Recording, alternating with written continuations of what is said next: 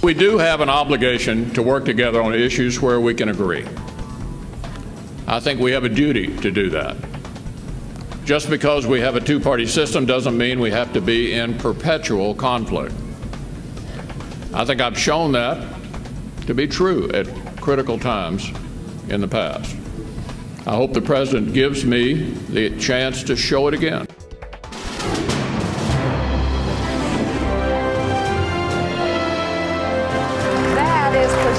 Majority Leader of the United States Senate, Mitch McConnell, whose Republican Party has swept control of Congress. And they did it through big wins in battleground states that were thought to be a lot tighter than they actually were. So far, the GOP has gained at least 7 seats. It wasn't even close in Kentucky, where Mitch McConnell easily beat his Democratic opponent, Allison Lundergan Grimes. And one of the big victorists last night was in Iowa, where Joni Ernst beat Congressman Bruce Braley. Another big win for the Republicans was North Carolina, where Tom Tillis defied the polls to unseat Kay Hagan. And in Arkansas, again, not even close. First-term Congressman and war veteran Tom Cotton plastered Mark Pryor. And Democratic Mark Udall has fallen to Congressman Cory Gardner in Colorado. The stunner of the night was Georgia, which was expected by most to go to a January runoff.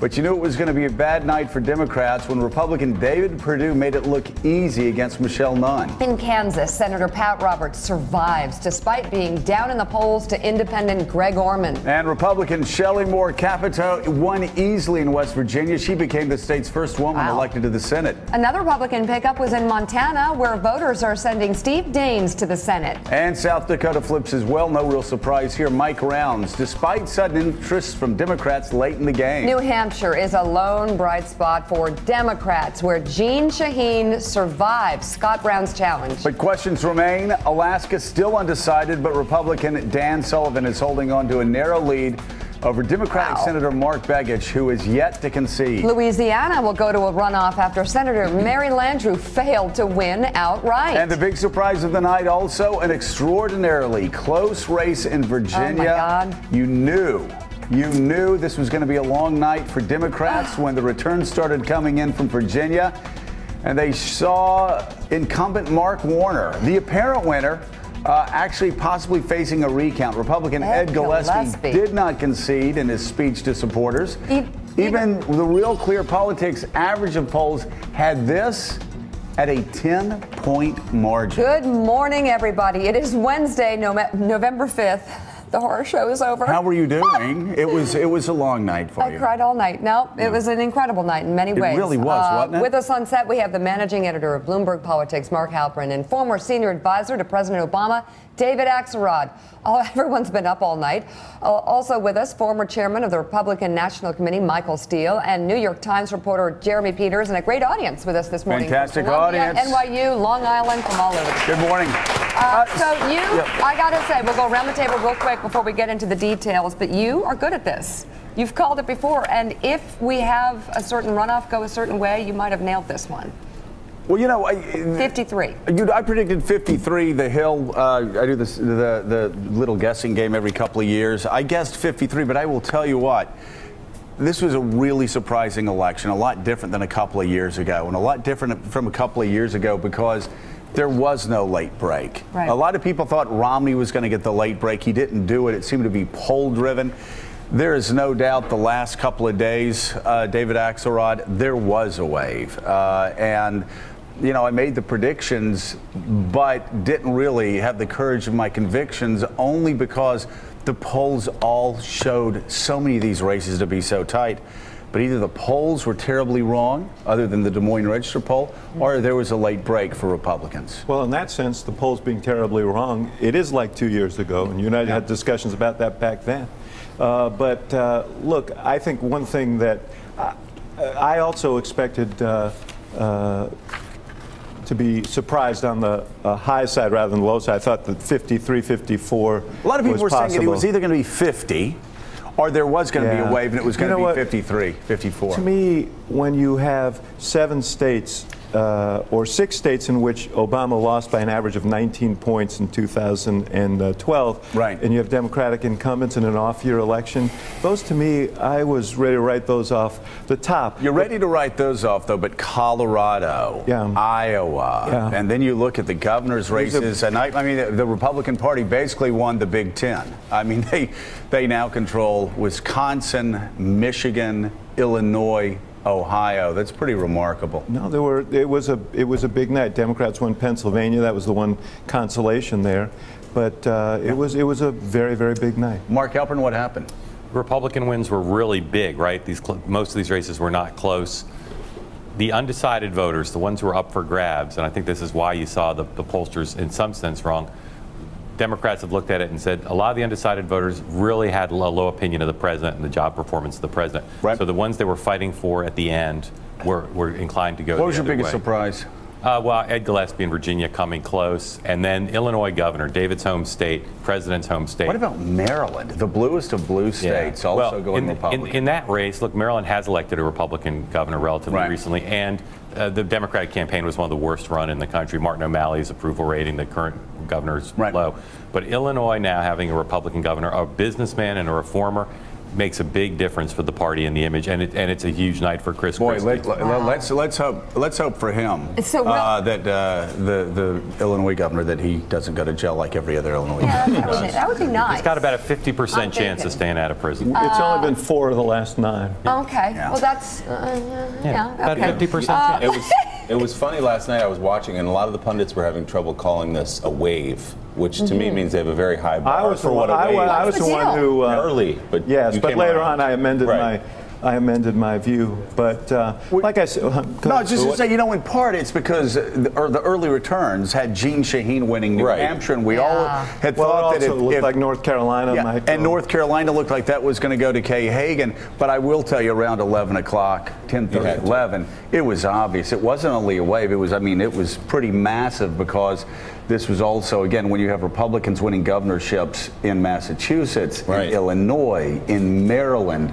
I mean, that is a wave. You have 3 groups of elections last night, right? The House, the Senate, and the governor's races. In the House, which we haven't talked about yet, it looks like Republicans will hold the most seats they've held since 1946 in the House. In the Senate, we were talked about 13 contested races. Right now, the Republicans have won 10. They could still win Louisiana and Arkansas to make it 12. Jeanne Shaheen, Alaska's what I meant. And they probably will. Jeanne Shaheen is the only winner there. And then the governor's races we've talked about. Florida, Wisconsin came through for Republicans, Maryland, and Illinois.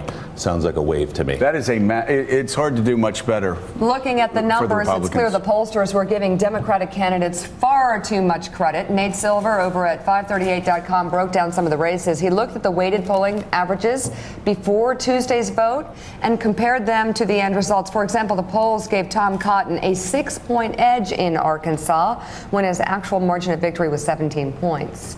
That means the polls had an 11-point bias in favor of the Democrat. The same trend proved true in Kansas, Kentucky, and Georgia, to name a few. I mean, Michael, still, the polls were terribly wrong. Some of the polls were terribly wrong 2 years ago.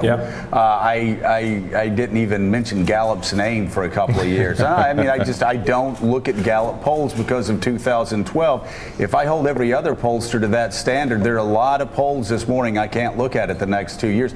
Polling has become extraordinarily difficult, and most major pollsters got it dead wrong. They did, Joe, and there's a lot of reasons for that, but I think a lot of it has to do with technology. People are, they're communicating differently. Cell phones, I know people talk about being able to access, voters through the cell phone process. It's very difficult to do. And I think a lot of it is voters just are keeping these kinds of elections close to their vest. They're just not willing to put it all out there as they once were and just talk about, oh, this is what I intend to do, because they're evaluating and being much more critical in their thinking. As we saw, there's a reason why these races were so tight. I mean, in looking at what happened in Maryland and Illinois and places like that, where the expectation was, the status quo, a lot more was going on at the grassroots level in kitchen tables around those states that was not reflected in any polling that was being taken. I think that the real clear average had Lieutenant Governor Brown, up by 9 points in any poll that they would take. Oh, he's 9 points ahead. Yeah. He loses by 9. That's an 18-point swing that was not captured in the polling. David Axelrod. Yeah, Michael, one thing, let me just say about Illinois, that really wasn't as big a surprise. Pat Quinn's a great friend of mine, and I really love him. I'm sorry that he lost, but his approval rating never got above the mid-30s throughout this race. He was really defying gravity throughout the race, and all the polls had it rather close, and he ended up losing by 4.5 or 5 points. So that one was less shocking than some of the other results last night.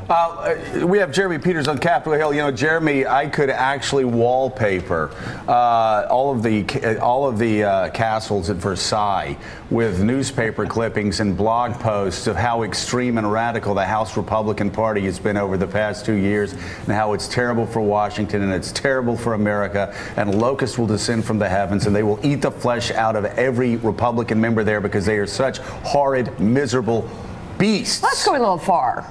And yet, no, it's not actually. I literally could. And yet, huge gains for Republicans. And in the House of Representatives, they have a historic advantage in the House, in the U.S. House this morning. That's right. They're going to hardly feel chastened. That's right. Well, they look like they're going to have the biggest advantage that they've had since World War II. Now, it's interesting because usually what majority parties will do when they try to add to their numbers is, you know, jam it down the opposition's throat. But in this case, what John Boehner was really looking to do was get a sizable enough majority that he could then more effectively deal with his fractious Tea Party conference. And right now, one of the big questions looming over John Boehner and his legacy, which at Speaker right now has been defined by dysfunction, is whether or not he will be able to bring the Tea Party people in line and actually get the kind of big ticket agenda items done that he needs to get done, like tax reform. You know, Mika, one of the things that surprised me last night coming from the Republicans was how much they've learned, actually, from the mistakes of 2012 and even before that, being seen as the party of obstruction. You look at Cory Gardner's speech last night. He didn't, just hold on. Come on. I know you want to attack them. They have learned their lessons. Well, not if you listen to Ted Cruz last night. Well, stop using Ted Cruz. Seriously, no, Mika, seriously, stop using Ted Cruz as an example. He is the boogeyman for liberals in the Northeast. Okay. Cory Gardner last night goes out. He doesn't talk about this great conservative wave. Instead, what does he do? He talks about how Washington is broken and how people want Washington working again, how they want deals done. Early in the evening, a lot of people surprised by Mitch McConnell's graciousness. Mitch McConnell going out. Gracious. It was a really nice speech. Extremely gracious speech. And graciousn's, you did not hear what you heard in 2010. I hope you're right. You didn't hear what you usually hear in these election years from the main players. The big players that won in purple states. Joe, I completely agree with you, and I thought they were very disciplined across the board last night with the remarks. I thought that's actually the word, discipline, which they have not been. The question is really now in execution, what does it mean? Exactly. Because you know, the issue is as much can Republicans overcome Republicans and whether the president and the Republicans can get along. They ran a whole campaign and spent an awful lot of money telling people that they're against Obama, and now they have to pivot and find ways to cooperate with the president, and their base isn't all going to be that satisfied or happy with that result, and that's going to be I'm going to get to the governors in just a second, but let's work this out right now because you're misunderstanding me.